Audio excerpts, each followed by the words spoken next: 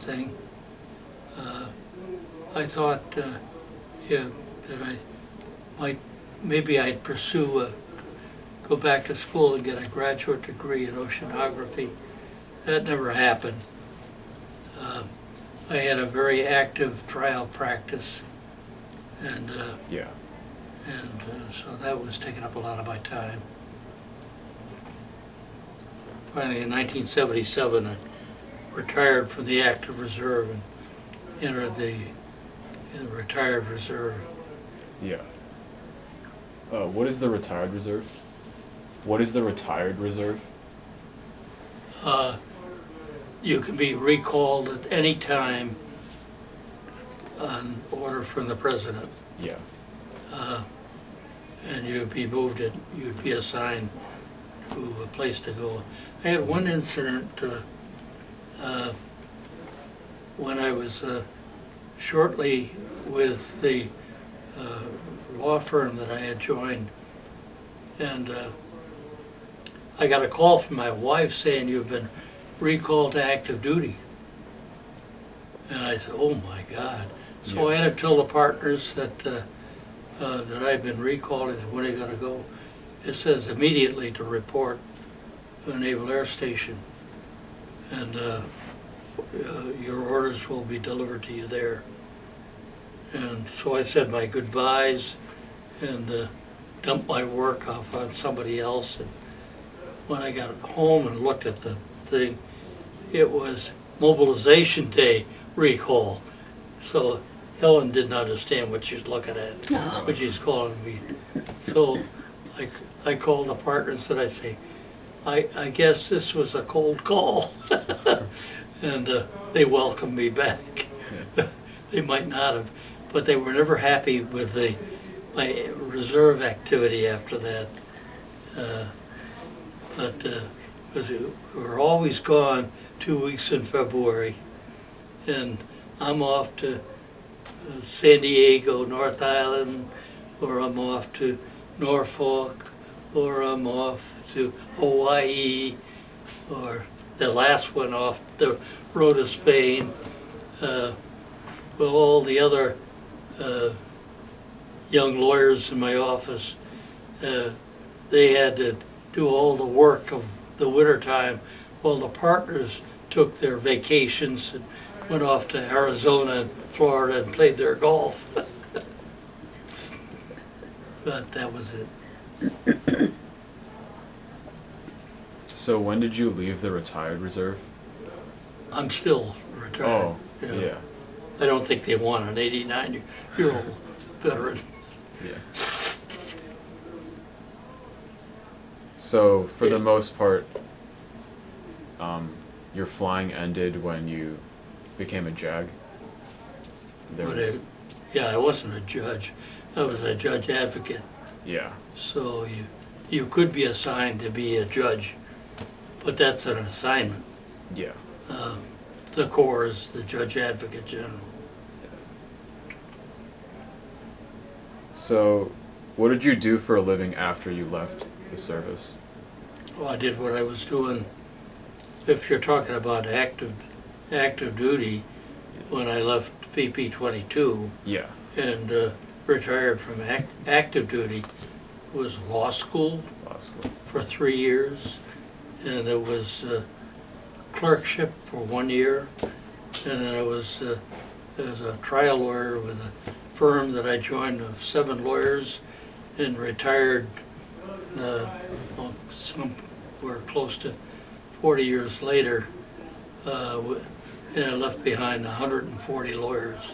We had grown that firm. Yeah.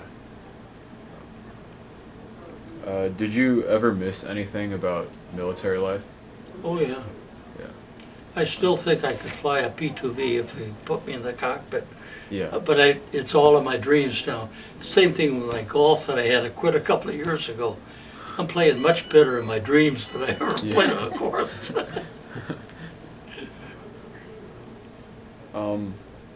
Do you still stay in touch with old friends from your unit? There aren't very many left alive. Kathy knows my friend John, who was a Marine pilot, a couple of years behind me, we used to talk about a lot of stuff. And another close friend was Kirby Callum, who is he was born Canadian, and we went through flight training together. And we had a lot of mutual friends, and I reconnected with some of those people that I had gone through flight training with, Kirby being one of them.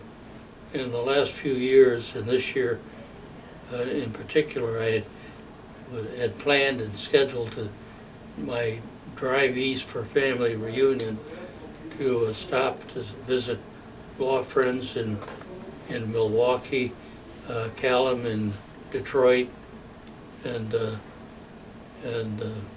see a college friend on the way back in Pittsburgh.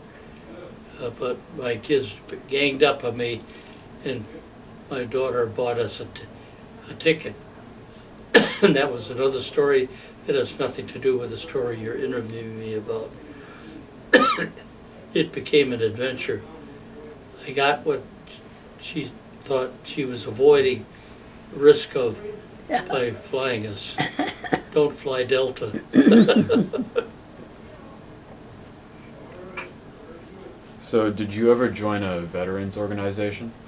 I have, but you know, I was active with the Naval Reserve Association.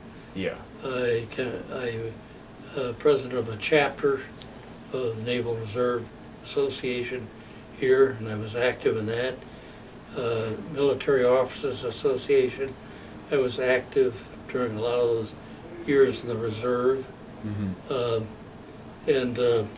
But more recently, one of my friends who lives here in the unit, he was a trial lawyer with another firm downtown, but we've been friends and not really competitors. He referred stuff to me, I referred stuff to him, and we have conflicts and that sort of thing. Told me about Veteran Services, Hennepin County Veteran Services. He had gotten hearing aids, and they were fully covered by the VA. Yeah.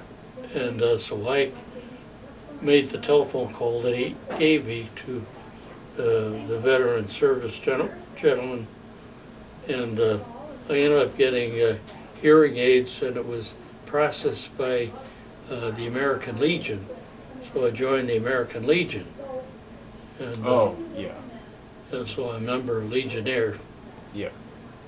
Is it one of the local posts? Is it one of the local posts in the metro? Yeah, I haven't gotten involved in any local chapter yet. But, yeah.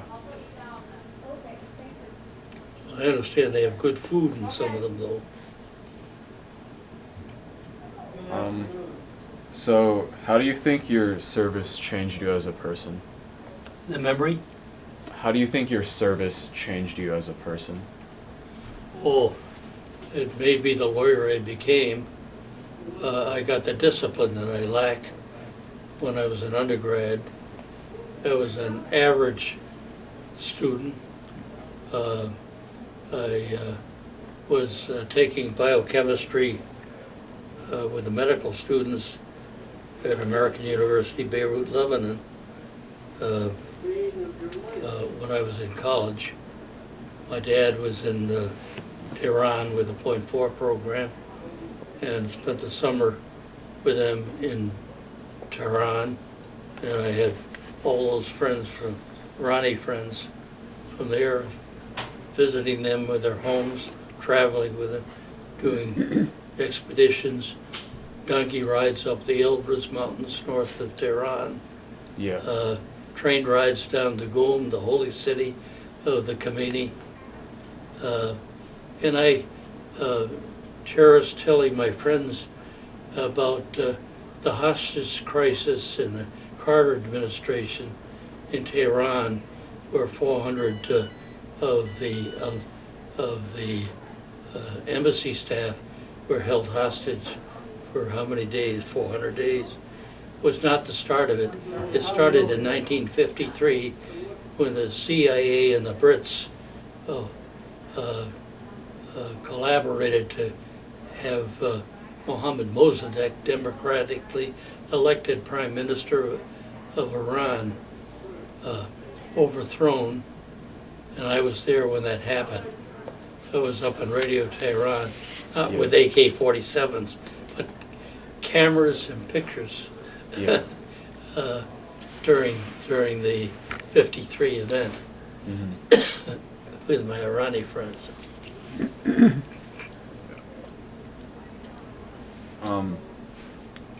So if you could go back in time, would you tell your younger self to join again? I encouraged my boys, but my older, who went to St. Thomas Academy, he was anti-military. I think he learned that from the academy. He thought it was too much Mickey Mouse. And Kevin had kidney failure, so he wasn't eligible. All right, so these are just like the last few questions. Do you think the public and like the media portrays veterans in an accurate way? The question? Do you think the public and the media portrays veterans in an accurate way? Sometimes. I think, you know, look at it, some of the right-wing politicians that want to do away with Social Security, Medicare, Veterans Affairs, Veterans Benefits. That's what they are. They're the guys that voted with that guy that belongs in jail.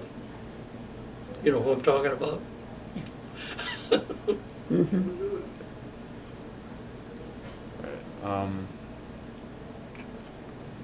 Is there anything you wish that more people knew about veterans? Well, I wish more people, I wish they'd reinstall participation in whether it's military or it's Peace Corps or the Corps that involved in domestic help in the Appalachians and where the needs are great and so forth. There's so much that can be learned from public service. You know, I think young people like yourself do have in their conscience a willingness and a desire to serve the public, and they're not just self-interested in how much money they make and how easy it is and the good life and all that sort of thing, which as you get to the end of life, as I am, you know, I'm physically healthy, except I don't walk very fast anymore. My balance isn't very good. I can't swing a club without falling on my face on a golf course. I can't ski down mountains anymore. A lot of things I love to do, except in my dreams, I still do. Yeah. All right, yeah, that's about it. Is there anything else that you'd like? That's about it. Okay. Is there anything else you'd like to let people know who might be watching? No, but I hope these stories that you'll be hearing many stories, I think, won't they? Yeah. Through the Library of Congress. Yeah. This will be that they can learn. You know, my parents never talked about their experiences until my mother, when she was in, I think she was probably at least 90 years old, when she pulled out a scrapbook with little box camera pictures she had in there about the times when she was serving the Navy in World War I. I had met some of her friends, Agnes White and Frances Brillhart, that had gone into the Navy with her. There were some of the 60 Newport women in the Naval War College Museum in Newport, Rhode Island. I had an interesting, are we off the camera? It's still going. Oh. Yeah. Well, we had an interesting, this had nothing to do with my veteran experience, but I had arranged to go 3 nights and 4 days with my grandson, early 20s. And I had mentioned Newport and Mystic, and he said, you know, I wanted to get out and about more. He was born in the Netherlands when his dad was Wyden Kennedy, and then had an ad agency over there that was so they didn't come. He was in the pre-high school when they came back to this country. They live out in Connecticut. He wanted to see it, and I said, one of the places I'd like to take you is the War College Museum. Your great-grandmother is in a uniform with 60 Newport women that served World War I from January of 1918 to sometime in 1920. She joined before women could vote. The 19th Amendment Think of it. was passed in 1920, ratified 22, I think, 1922. Well, anyway, Delta, on my nonstop to LaGuardia, New York, dumped us off in Harrisburg, Pennsylvania, and left me on our own, left us, Helen and I, on our own. I had to get our hotel, they couldn't do anything. They told us weather-related, while Molly's sitting at LaGuardia under blue skies with a board saying, on time, an hour after arrival time. And we're texting back and forth, airplane to ground. And I'm saying, we're not gonna be there on time. So she ended up driving home and getting us a ticket on Sun Country out of Newark the next morning. Oh, Delta, when I got to fly home on my Delta round tripper, they had a wheelchair to roll us out to the gate because they're long rides out to the gates. And they brought us out to the gate. They brought us out to the gate, parked us there, and left us. And then they announced over the loudspeaker that the flight was being moved from the gate we were at to another gate. So I waved somebody down to roll us over there. It wasn't too far away. Yeah. And they left us there, and there was nobody manning the gate. When somebody did come up to, I went up to the gate and I said, "Oh, when are they going to get this flight in the air? Let me see your boarding pass." And I showed, "Oh, that flight's been canceled." Oh, but we'll get you another flight. And he started tooling away. He says, "We can get you out tomorrow morning via Nashville, Pennsylvania on a 7 o'clock flight." Well, that means you gotta be up at 3 o'clock in the morning to get 2 hours ahead of time, a drive in from Wilton, Connecticut to LaGuardia. And I said, that won't work. Well, they didn't do anything about that. So Molly took us, drove out to Harrisburg, a 5-hour drive, picked us up, joined us on the flight. I had reservations in Newport, and the next day we went down to the War College Museum, and we pulled into a handicapped place to park, and the door was locked. So she walks around the building, found a door that was open. When she walked in, all these people, officers in their uniforms, 3 or 4 women, the rest of the men, and the leader of the group, he says, "I'm giving a tour to the War College attendees." And I said, the museum is closed today. It was a Monday morning. And then Molly told him the reason why was because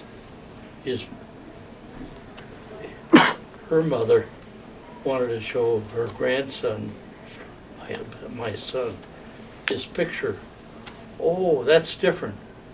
He said, bring him around to another door. It was close to where we're parked, and I'll let you in there.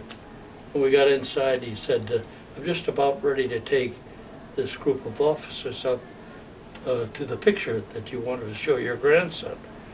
And if you'd like to join the tour, you're welcome to do it. So we took the elevator up, and he gives his spiel to in front of the picture. And then he turns to me, he says, Mr. Fitzgerald, and he explained that his mother is one of the ladies in that picture. And would you like to say a word? Give a lawyer a microphone? Oh, are you saying, is the Pope a Catholic? Anyway, so I had the floor for a few minutes.